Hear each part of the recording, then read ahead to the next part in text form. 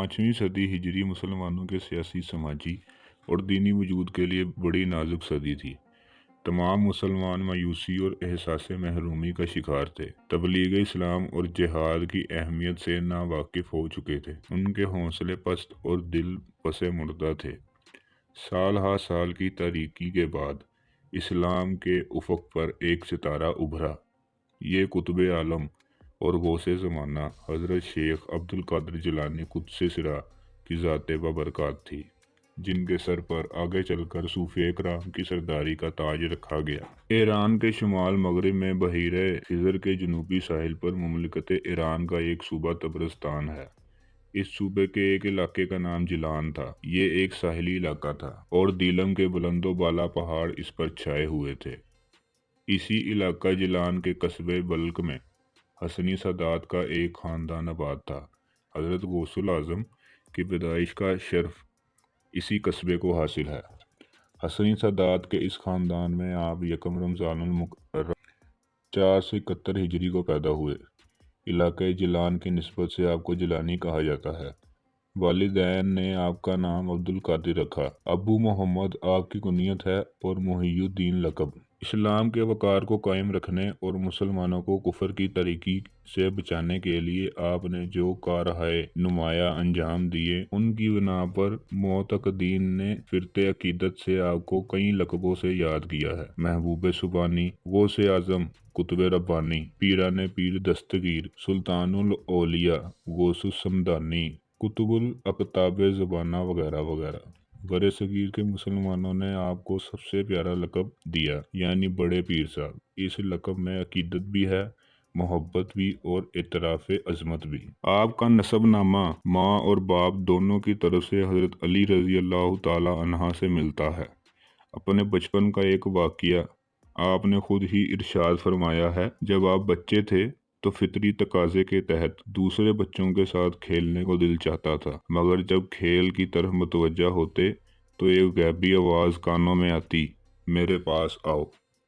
ये आवाज़ सुनकर आप डर जाते और खेल छोड़ देते।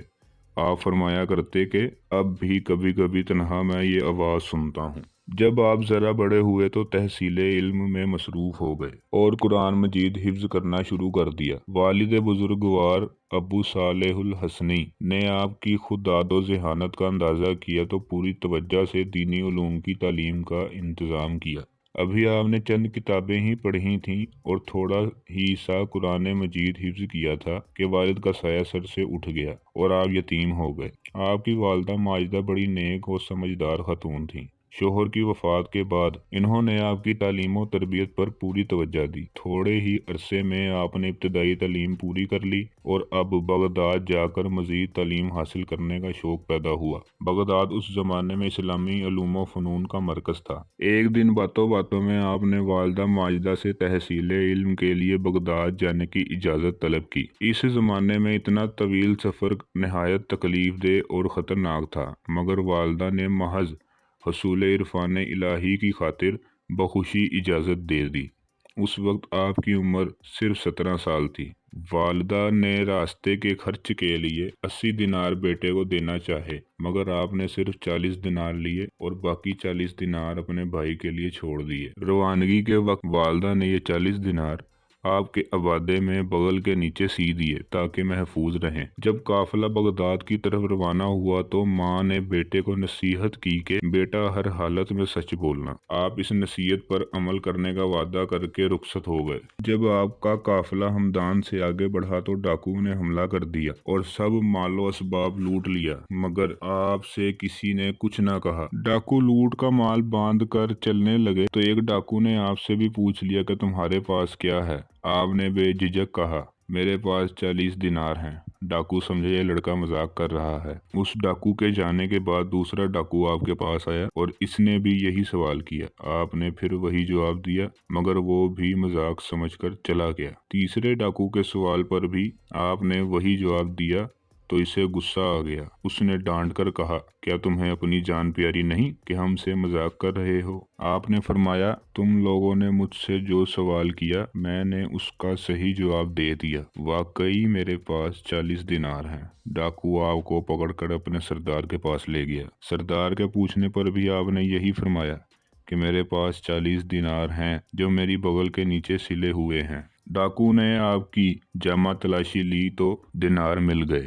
سردار بہت متاثر ہوا اور اس نے آپ سے کہا، یہ جانتے ہوئے بھی کہ ہم ڈاکو ہیں، تم نے یہ راز کیوں ظاہر کیا کہ تمہارے پاس 40 دینار ہیں؟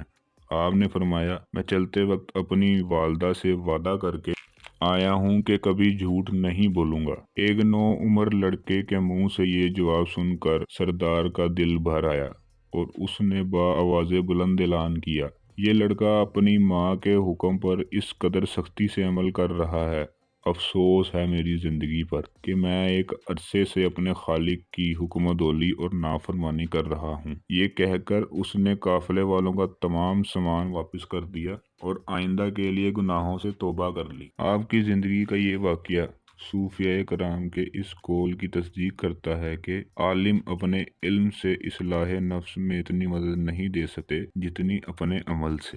ماہ صفر 488 ہجری میں آپ بغداد تشریف لائے اور حافظ ابو طالب بن یوسف کے زیر نگرانی قرآن شریف حفظ کیا۔ پھر قاضی القضات حضرت ابو سعید رحمۃ اللہ علیہ کے شاگردی میں علم فقہ کی تعلیم کی۔ حضرت ابو بکر بن مظفر سے علم حدیث پڑھا۔ حضرت ابو محمد جعفر اور حضرت ابو سعید حمدانی سے علم تفسیر میں دسترس حاصل کی۔ اس کے بعد بڑے بڑے عالموں کی شاگردی اختیار کر کے ہر طرح کے ظاہری علوم میں کمال حاصل کیا۔ کچھ ہی دنوں بعد آپ کے علم و فضل کی شہرت دور دور تک پھیل گئی اور آپ کے پاس ہر قسم کے فتوے آنے لگے۔ ان کا جواب آپ قرآن و حدیث کی روشنی میں برجستہ دیتے تھے۔ جب آپ کو تمام علوم ظاہری کی سند مل گئی تو آپ نے حضرت ابو سعید الخرمی رحمۃ اللہ علیہ کے دستے مبارک پر بیعت کی اور علوم باطنی کی طرف متوجہ ہوئے۔ کئی سال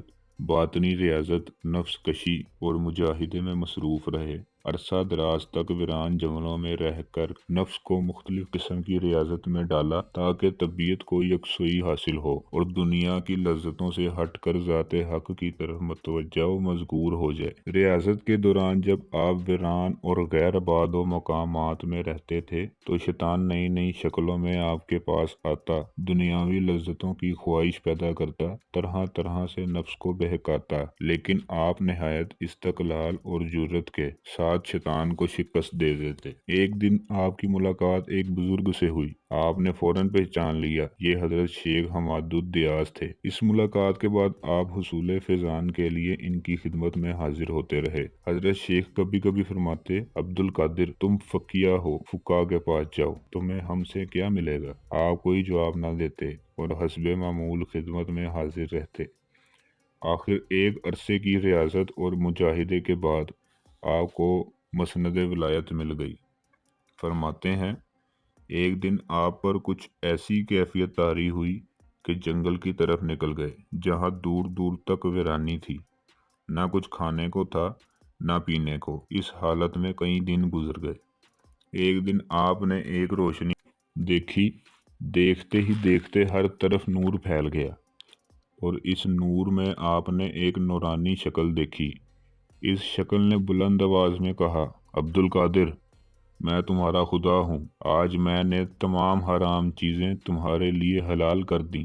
آپ نے یہ بات سنی تو فوراً لا حول اور اعوذ باللہ پڑھ کر اس کی طرف پھونکا، فوراً وہ روشنی غائب ہو گئی اور نورانی صورت دھواں بن گئی۔ اب آواز آئی، عبد القادر، تم نے اپنے علم اور خدا کے حکم سے اس وقت میرے مکر سے نجات پائی، ورنہ میں اسی طریقے سے اب تک 70 صاحبان ولایت و طریقت کو گمراہ کر چکا ہوں۔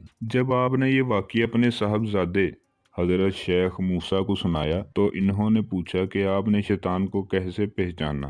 آپ نے جواب دیا، شیطان اپنی اس بات سے پہچانا گیا کہ اس نے میرے لیے حرام چیزوں کو میرے لیے حلال کرنے کی خبر دی، جبکہ اللہ تعالیٰ کبھی حرام چیزوں کو حلال نہیں کرتا اور نہ کبھی کسی برے کام کا حکم دیتا ہے۔ جب نبوت ختم ہو چکی اور وحی کا سلسلہ بند ہو چکا تو خدا کس طرح حرام چیزوں کو حلال کر سکتا ہے؟ اسی طرح ایک عرصے کی ریاضت اور مجاہدے کے بعد آپ نے تمام شیطانی وسوسوں پر فتح پائی، اور اس کے بعد آپ پر باطن کے راز منکشف ہو گئے۔ ان مدارج کو طے کرنے میں آپ جن کیفیتوں سے گزرے ہیں، ان کا تذکرہ آپ نے اس طرح کیا ہے: جب میرا نفس میرے سامنے آیا تو میں نے اسے کئی امراض میں مبتلا پایا۔ ابھی اس کا شیطان زندہ تھا اور خواہش موجود تھی۔ میں نے 1 سال تک اس کی طرف توجہ دی، یہاں تک کہ میں نے تمام امراض کو شکست دے دی اور اللہ نے میرے نفس کو مغلوب کر دیا۔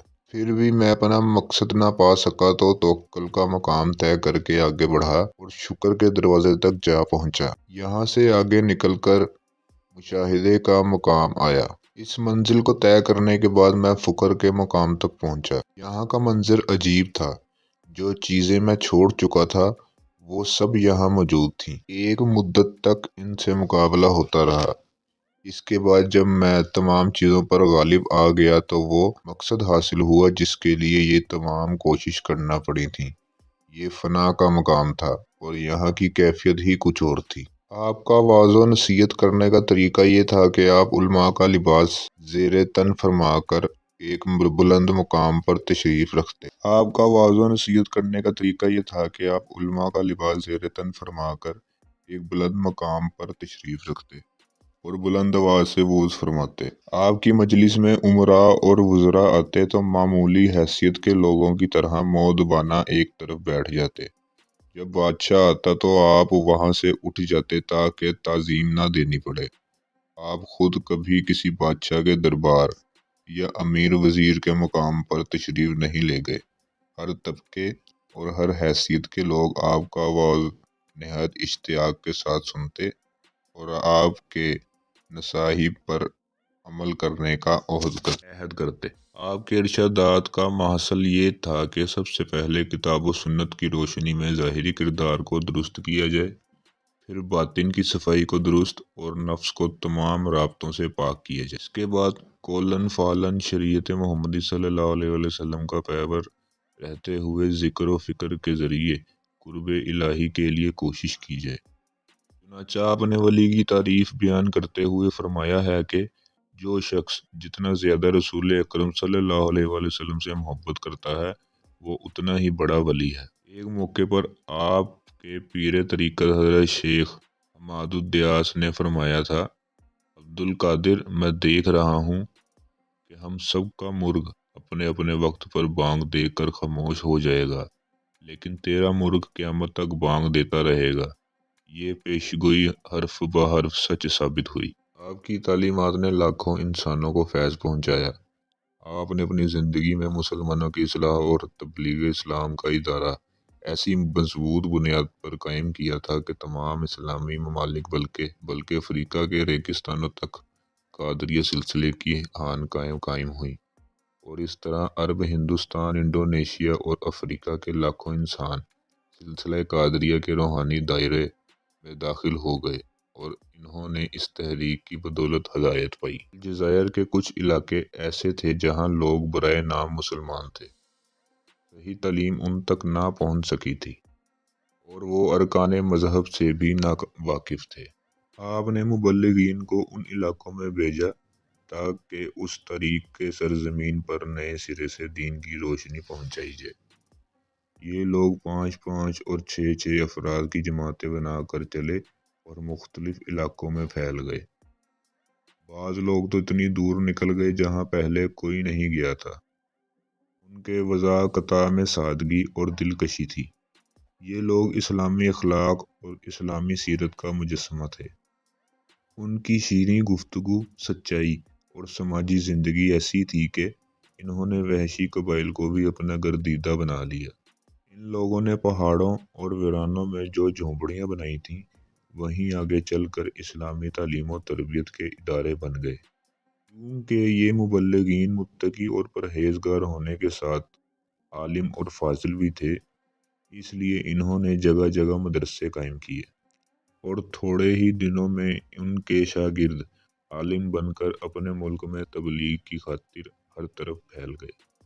مغربی افریقہ میں آپ کے سلسلے کو بے حد مقبولیت حاصل ہوئی۔ آپ کے خلفاء نے مغربی سوڈان سے نائجیریا تک اسلام پھیلایا۔ دوسرے سلسلے کا روحانی دائرہ سینیگال، کینیا اور فری ٹاؤن کے دور دراز علاقوں تک پھیلا ہوا ہے۔ سوڈان میں قادریہ سلسلے کی ابتدا ہجری میں حضرت تاج الدین رحمۃ اللہ علیہ نے کی تھی۔ اس سلسلے کی روحانی تعلیم کا کام مشرقی افریقہ کے ساحلی ممالک، وسطی افریقہ اور جنوبی افریقہ میں بھی ہوتا رہا۔ یہاں یہ کام برصغیر ہندو پاک کے مذہبی رہنماؤں نے انجام دیا۔ حضرت ابو سعید الخرمی نے جب دیکھا کہ مسلمانوں کی ایک تعداد آپ سے روحانی فیض حاصل کر رہی ہے تو اپنا مدرسہ جو بغداد میں تھا آپ کی تحویل میں دے دیا۔ تھوڑے ہی دنوں بعد طلبہ کی تعداد ہزاروں تک پہنچ گئی اور اہل بغداد نے مدرسے سے باہر کی زمین خرید کر مدرسے کو وسعت دی۔ 528 ہجری میں مدرسے کی عظیم الشان عمارت بن کر تیار ہو گئی۔ اب دور دور سے لوگ روحانی اور علمی فیض حاصل کرنے کے لیے اس مدرسے میں آنے لگے۔ رفتہ رفتہ عالموں کی ایک خاصی جماعت تیار ہو گئی۔ اپنے ان علماء کو تبلیغ اسلام اور اسلامی معاشرے کی اصلاح کے لیے ان کے علاقوں میں بھیج دیا۔ ان لوگوں نے واپس پہنچ کر اس جذبے اور لگن سے کام کیا کہ تمام عرب، عراق اور شام کے علاقے آپ کے اثر میں آ گئے۔ آپ کے اخلاق و عادات کے بے شمار پہلو ایسے ہیں جن کا ذکر تفصیل سے کیا جائے تو ایک کتاب بن جائے، لہٰذا آپ کی چند ایک فضیلتوں کا تذکرہ کیا جاتا ہے۔ خلیفہ وقت عمراء اور وزراء کی دلی تمنا رہتی تھی کہ آپ ان سے کوئی ہدیہ قبول فرما لیں، مگر آپ کبھی نہ لیتے تھے۔ خلیفہ یا کسی امیر کے یہاں کبھی تشریف نہ لے جاتے۔ جب خلیفہ کی آمد کی اطلاع آپ کو ملتی تو آپ مجلس سے اٹھ کر مکان میں چلے جاتے تھے تاکہ خلیفے کی تعظیم کے لیے اٹھنا نہ پڑے۔ جب خلیفہ آ کر بیٹھ جاتا تو تشریف لے آتے۔ عام آدمی جب کوئی ہدیہ پیش کرتا تو اسے باخوشی قبول فرما لیتے اور اسی وقت حاضرین میں تقسیم کر دیتے۔ اپنے پاس کچھ نہ رکھتے تھے، کسی کی تکلیف نہ دیکھ سکتے تھے۔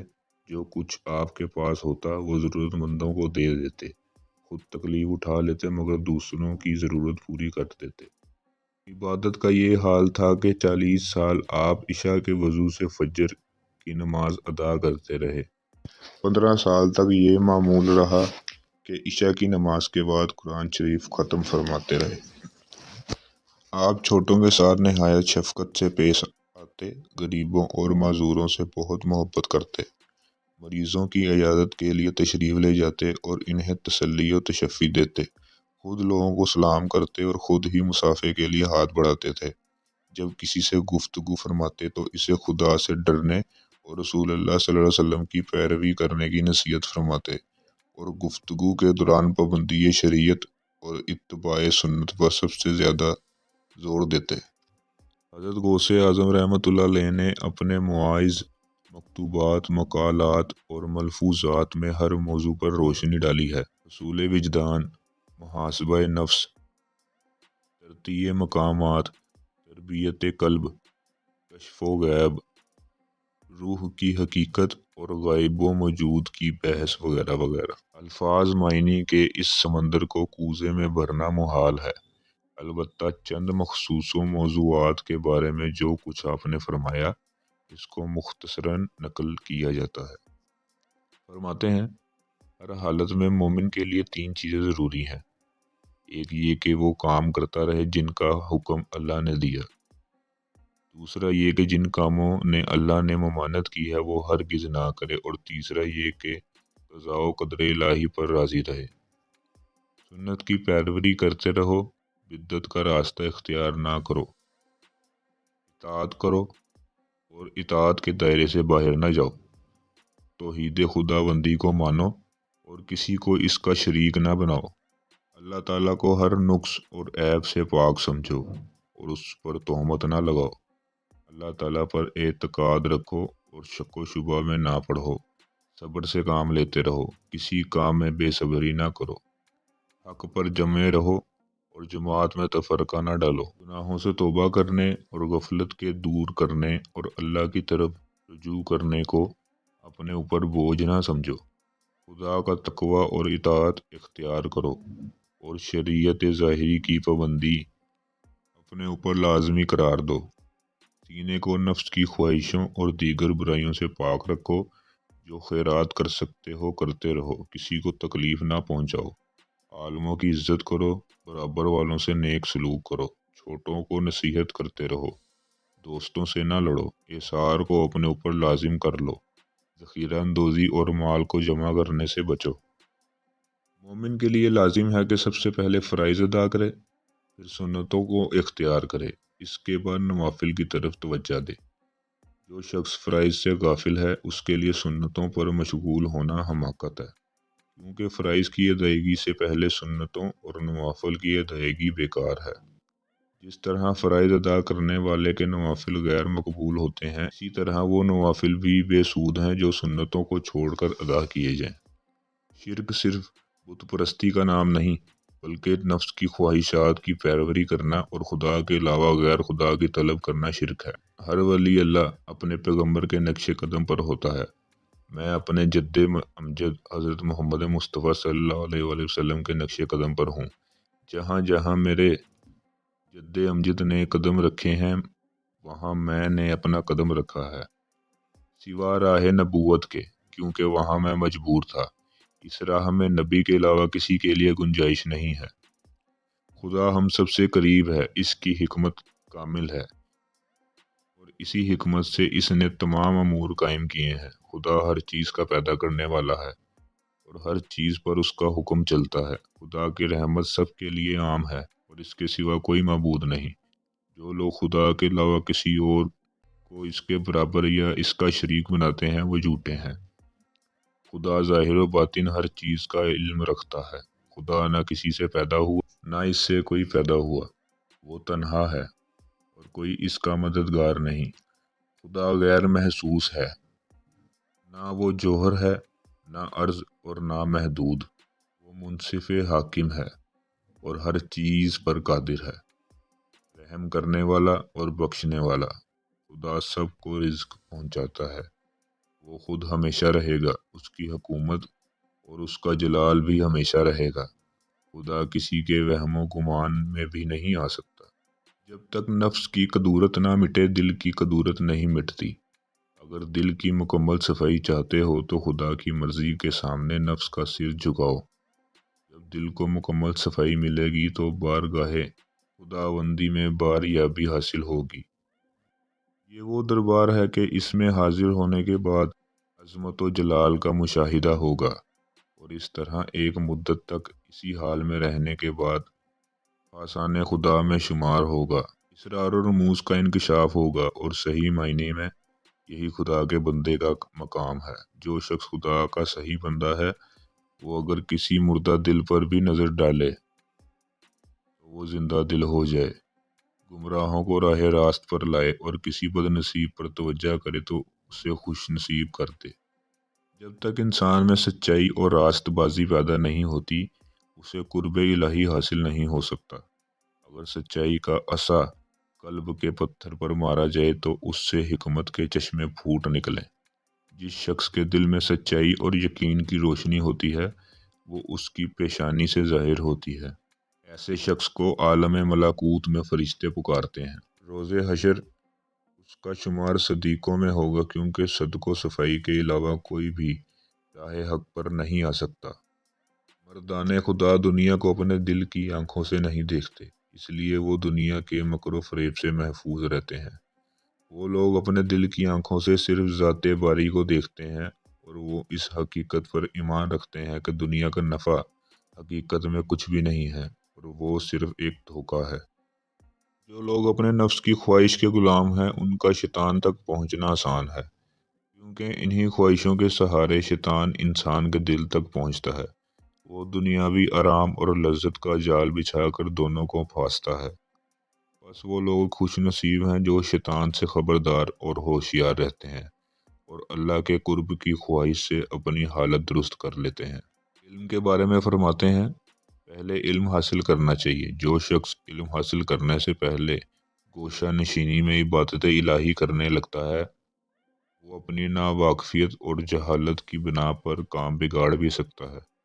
لہٰذا عبادت الہی میں مصروف ہونے سے پہلے ضروری ہے کہ شریعت کا علم حاصل کیا جائے۔ جو شخص علم حاصل کرتا ہے وہ علم پر عمل بھی کرتا ہے، اس کا علم بڑھتا رہتا ہے اور حق تعالیٰ ایسے شخص کو دل کی دولت سے مالا مال کرتا ہے۔ لوگوں نے آپ سے دریافت کیا کہ فقیر کے کیا معنی ہیں، تو آپ نے اس لفظ کو تشریح کرتے ہوئے فرمایا، فقیر میں 4 حروف ہیں، فے، کاف، یہ، رے۔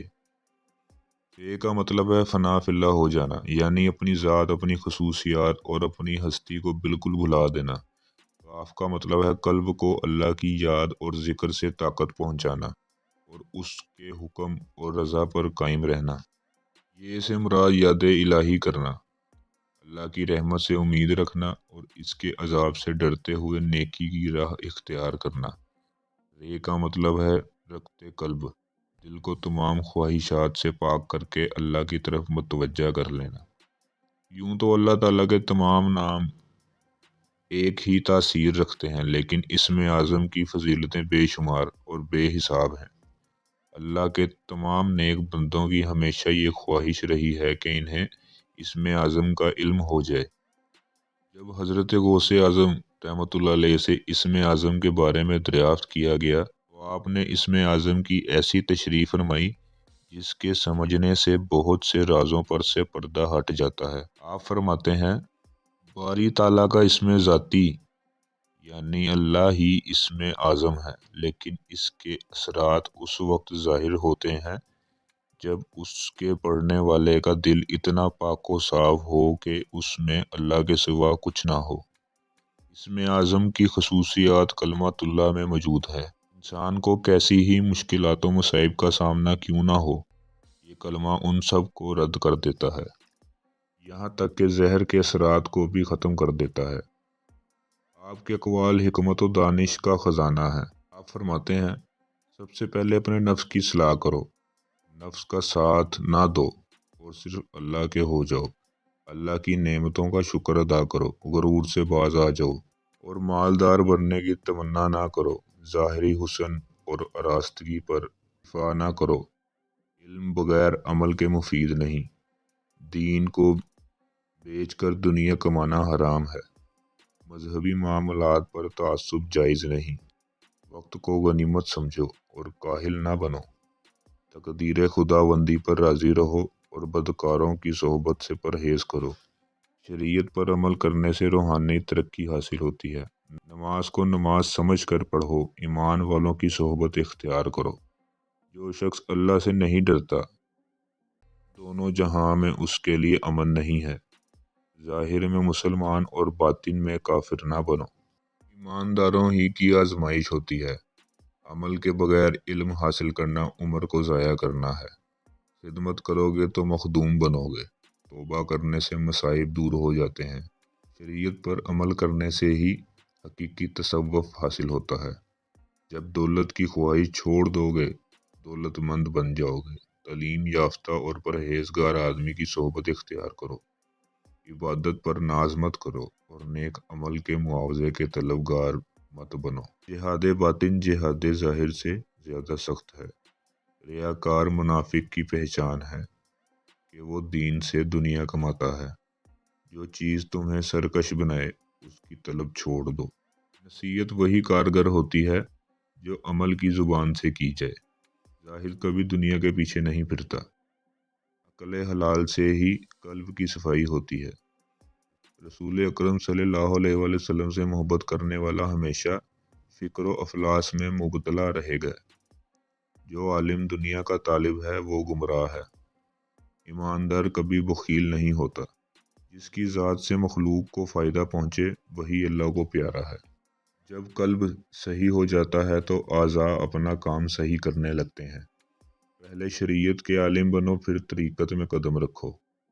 جس سے بندگان خدا راضی ہیں ان سے خدا بھی راضی ہوگا۔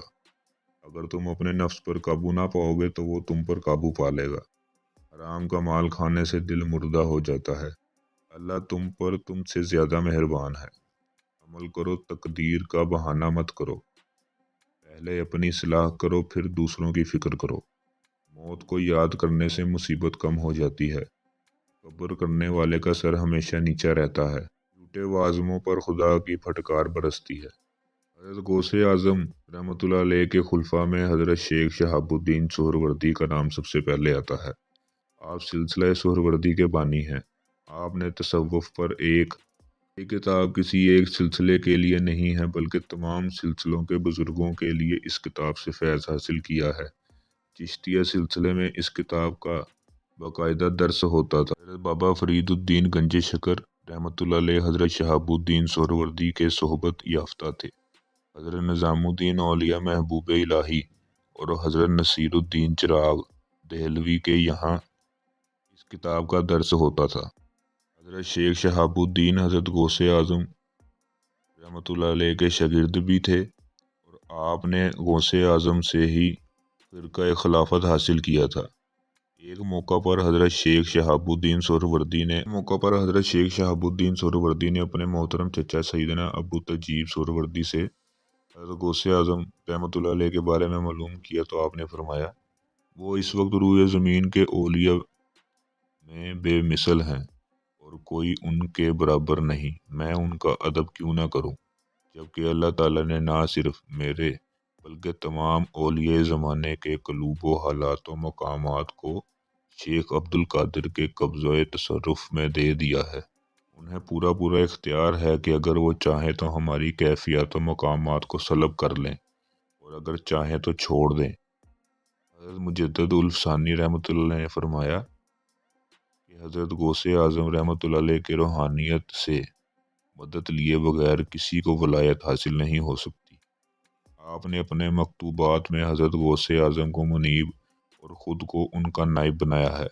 حافظ زین العابدین تحریر فرماتے ہیں حضرت محی الدین ابو محمد عبد القادر لوگوں کی ہدایت کے لیے تشریف لائے اور لوگ آپ کو ماننے لگے۔ اہل سنت کو آپ کی ذات سے تائید ملی اور اہل بدعت پسپا ہوئے۔ آپ کے احوال کرامات اور مکاشفات کا شہرا ہوا اور ملک کے فتاوی ہر طرف سے آپ کے پاس آنے لگے۔ زہبی نے اپنی تاریخ میں لکھا ہے دینی حیثیت سے لوگ جیسی تعظیم حضرت غوث اعظم رحمۃ اللہ علیہ کی کرتے ہیں ایسی کسی اور کی کرتے ہوئے نہیں دیکھا گیا۔ امام حافظ ابو عبداللہ شبیلی تحریر فرماتے ہیں حضرت غوث اعظم رحمۃ اللہ علیہ کو جتنا علماء اور فضلاء مانتے ہیں اتنا ہی فقیر اور درویش بھی۔ آپ اسلام کے رکن ہیں۔ خاص و عام کو آپ کی ذات سے فیض پہنچا ہے۔ آپ بہت زیادہ علم رکھنے والے اور بہت اچھے اخلاق والے تھے۔ حافظ عماد الدین ابن کثیر اپنی تاریخ میں لکھتے ہیں حدیث اور فقہ میں آپ کو کمال دستگاہ تھی۔ آپ صاحب کشف تھے اور مشائخ کے سردار۔ جب آپ حج بیت اللہ کے لیے تشریف لے گئے تو آپ کے صاحبزادے حضرت عبد الرزاق رحمۃ اللہ علیہ بھی آپ کے ہمراہ تھے۔ آپ فرماتے ہیں کہ میدان عرفات میں نے دیکھا کہ شیخ ابن مرزوق اور شیخ ابو مدین نیز کئی بزرگان دین سے آپ کی ملاقات ہوئی اور ان سب نے از راہ عقیدت آپ سے خرقہ پہنا۔ شیخ محمد قائد رحمۃ اللہ علیہ فرماتے ہیں کہ ایک دفعہ انہوں نے حضرت سے دریافت کیا کہ آپ کا وہ کون سا عمل ہے جس پر آپ کی بزرگی اور عظمت کا دار و مدار ہے؟ آپ نے جواب دیا راست گوئی۔ پھر فرمایا میں نے ساری عمر جھوٹ نہیں بولا اور کبھی والدین کے حکم سے سرتابی نہیں کی۔ حضرت غوث اعظم رحمۃ اللہ علیہ نے 4 نکاح کیے اور ان ازواج سے 27 صاحبزادے ہوئے۔ آپ کے سب صاحبزادے صاحب فضل و کمال بزرگ گزرے ہیں اور انہوں نے بڑی گراں قدر کتابیں تصنیف فرمائی ہیں۔ حضرت شیخ موقوف الدین نے فرمایا کہ آپ نحیف البدن اور سیانہ قد تھے، رنگ گندمی اور سینہ کشادہ تھا، ابرو پیوستہ اور باریک تھے، ریش مبارک بہت گھنی اور چوڑی تھی، پیشانی بلند اور چہرہ بے حد نورانی اور باوقار تھا، آواز پسندیدہ حد تک بلند تھی۔ آپ تنہائی اور خاموشی پسند تھے۔ ربیع الثانی 561 کی 8ویں تاریخ کو آپ نے بغداد میں رحلت فرمائی اور اور دوسرے دن شام کو اپنے مدرسے میں دفن فرمائے گئے۔ بغداد اور قرب و جوار کے لاکھوں انسانوں میں سے بہت کم ایسے ہوں گے جو آپ کے جنازے میں شریک نہ ہوئے ہوں۔ وفات سے تھوڑی دیر پہلے آپ کے صاحبزادے شیخ سیف الدین عبد الوہاب نے عرض کیا کہ کوئی نصیحت فرمائیے۔ آپ نے فرمایا خدا کے تقوی اور اطاعت کو اپنے اوپر لازم رکھنا، خدا کے سوا کسی سے نہ ڈرنا اور نہ کوئی امید رکھنا، تمام ضروریات اور معاملات کو خدا کے سپرد کر دینا اور اسی سے ہر چیز مانگنا۔ بغداد میں آپ کا مزار آج تک مرجع خاص و عام ہے تا قیامت رہے گا۔